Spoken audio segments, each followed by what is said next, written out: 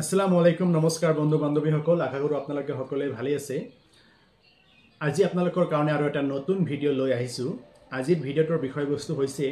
অসমত ভিন্ন ধৰ্মীয় ক্ৰেতা বিক্ৰেতাৰ মাজত মাটি ক্ৰয় বিক্ৰয়ৰ পঞ্জীয়নৰ অনুমতি অথবা এনঅচি সংক্ৰান্তত দেখা গৈছে যে অসম চৰকাৰৰ ফালৰ পৰা ৰাজহ ও দুৰ্যোগ ব্যৱস্থাপনা বিভাগৰ প্ৰধান সচিবে 7-3-2024 তাৰিখত জাননী জাৰি কৰিছিল আৰু এই জাননীৰ জৰিয়তে প্ৰকাশ কৰিছিল যে 7-3-2024 তাৰিখৰ পৰা কাৰ্যকৰী হোৱাকৈ পৰৱৰ্তী 3 মাহৰ বাবে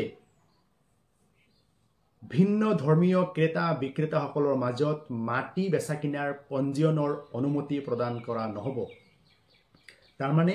7-3-2024 তাৰিখৰ পৰা কাৰ্যকৰী হোৱাকৈ 7-6-2024 তাৰিখৰ ভিতৰত হিন্দু মুছলিম খ্ৰীষ্টান লোকসকলৰ মাজত যদি মাটি বেচা কিনা হৈছিল আৰু মাটি বেচা কিনাৰ ৰেজিষ্ট্ৰেচন বা পঞ্জীয়নৰ অনুমতি বিচাৰি কোনোবাই যদি বিভাগীয় কৰ্তৃপক্ষক আবেদন কৰিছিল তেখেতসকলৰ আবেদন কিন্তু নাকচ হৈছিল গতিকে 3 মাহৰ টাইম পিৰিয়ডটো অলৰেডি শেষ হৈ গৈছে কিন্তু বৰ্তমানেও হিন্দু মুছলিম খ্ৰীষ্টান সকলৰ মাজত মাটি বেচা কিনা হৈছে কিন্তু হিহতে এতিয়ালৈকে মাটি ৰেজিষ্ট্ৰেচন অথবা পঞ্জীয়নৰ কামকাজ সম্পাদন কৰিব পৰা নাই কাৰণ কিছুমান বিভাগীয় কৰ্তৃপক্ষই মানে বিভিন্ন অজুহাত দেখাই আছে যে অসম চৰকাৰৰ ফালৰ পৰা এনঅচি প্ৰদান নকৰিবলৈ কৈছে এনেকুৱা ধৰণৰ মানে বিভিন্ন অজুহাত দেখুৱাই কামবোৰ সম্পাদন কৰিব পৰা নাই বা সম্পাদন কৰা নাই এনেকুৱা ধৰণৰ সমস্যা যদি কোনোবাই ভুগি আছে তেতিয়া হলে আপোনালোকে কি কাৰ্যপন্থা হাতত লোৱা উচিত অৱগত কৰিবৰ কাৰণে এই ভিডিঅ'টো বনাইছো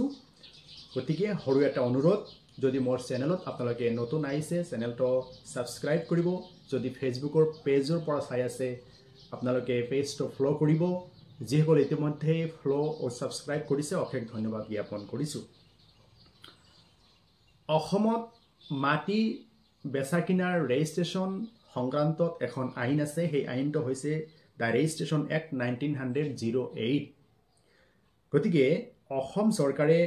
দা ৰেজিষ্ট্ৰেচন এক্ট 1908 আইনখন সংশোধন কৰিলে 2009 চনত আৰু নতুন সংশোধনীৰ নামটো হল দা ৰেজিষ্ট্ৰেচন আসাম এমেন্ডমেন্ট এক্ট 2009 আৰু ইয়াত এটা নতুন ধাৰা সংযোজন কৰিলে সেইটো হৈছে সেকশন 21A আৰু এই সেকশন 21A টো মানে কাৰ্যকৰী হল 30-12-2009 তাৰিখৰ পৰা গতিকে সেকশন 21A উল্লেখ কৰা হৈছে যে মাটি বেচা কিনাৰ পঞ্জীয়নৰ বাবে সংশ্লিষ্ট জিলা আয়ুক্তৰ অনুমতি প্ৰদান কৰিব সেকশন 21A অনুযায়ী জিলা আয়ুক্তৰ পৰা আপোনালোকে পাৰমিশন বা পঞ্জীয়নৰ অনুমতি অথবা এনঅচি ল'ব লাগিব এতিয়া সেকশন 21ত আৰু এটা কথা মানে কোৱা হৈছে যে জিলা আয়ুক্তই আবেদন পোৱাৰ সময়ৰ পৰা 30 দিনৰ ভিতৰত স্পিকিং অৰ্ডাৰৰ জৰিয়তে আবেদন নাকচ কৰিলে অথবা আবেদনখন গ্ৰহণ কৰিলে এই সংক্ৰান্তত লিখিত অৰ্ডাৰ এটা পাছ কৰিব লাগে যাক স্পিকিং অৰ্ডাৰ বুলি কোৱা হয় আৰু এই আবেদনখন নাকচ কৰিলে অথবা গ্ৰহণ কৰিলে এই সংক্ৰান্তত আবেদনকাৰীক কিন্তু জনাব লাগে কিন্তু বৰ্তমান সময়ত দেখা গৈছে আবেদনকাৰীসকলে তেনেকুৱা ধৰণৰ 30 দিনৰ ভিতৰত জিলা আয়ুক্তৰ পৰা কোনো ধৰণৰ অৰ্ডাৰ পোৱা নাই গতিকে এই সংক্ৰান্তত অনাৰেবল গুৱাহাটী হাইকোৰ্টৰ দুজনীয়া খণ্ড বিচাৰপীঠত এটা PIL দাখিল হৈছিল 18/20 PIL নাম্বাৰ 18/20 আৰু এই PILত গুৱাহাটী হাইকোৰ্টৰ দুজনীয়া খণ্ড বিচাৰপীঠে 24/11/2020 তাৰিখত নিৰ্দেশ দিয়ে যে সকলো জিলা আয়ুক্তই the registration Assam amendment act 2009ৰ সেকশন 21 অনুসৰি আবেদনৰ তাৰিখৰ পৰা 30 দিনৰ ভিতৰত পঞ্জীয়নৰ অনুমতি এনঅচি সম্পৰ্কে সিদ্ধান্ত ল'ব লাগিব অনাৰেবল গুৱাহাটী হাইকোৰ্টে ক'লে যে সেকশন 21A অনুযায়ী সংশ্লিষ্ট জিলা আয়ুক্তই আবেদন গ্ৰহণৰ পৰা 30 দিনৰ ভিতৰত সিদ্ধান্ত ল'ব লাগিব এনেকুৱা ধৰণৰ অৰ্ডাৰ বা এটা নিৰ্দেশনা জাৰি কৰিলে গতিকে যদি কোনোবা ভুক্তভোগীয়ে তেনেকুৱা ধৰণৰ সমস্যাত সংক্ৰান্তত মানে ভুগি আছে